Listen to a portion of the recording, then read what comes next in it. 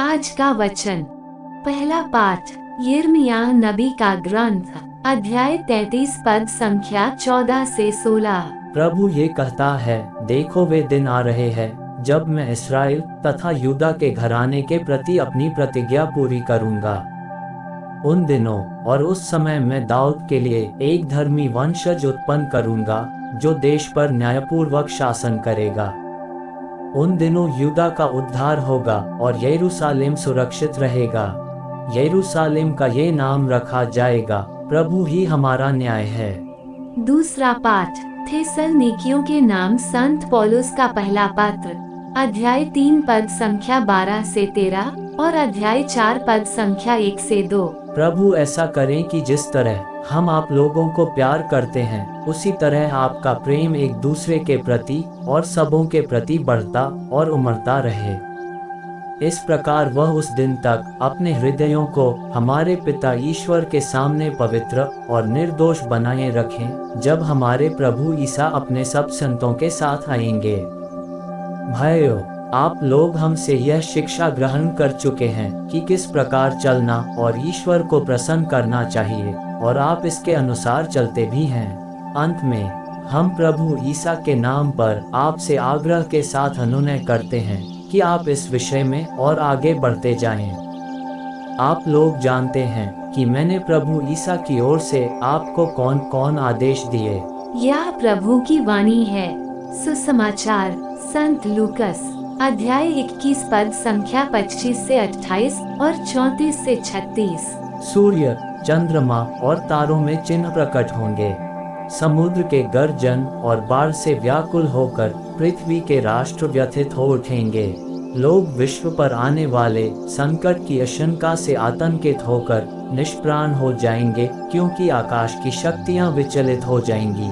तब लोग मानव पुत्र को अपार सामर्थ्य और महिमा के साथ बादल पर आते हुए देखेंगे। जब ये बातें होने लगेंगी तो उठकर खड़े हो जाओ और सिर ऊपर उठाओ, क्योंकि तुम्हारी मुक्ति निकट है।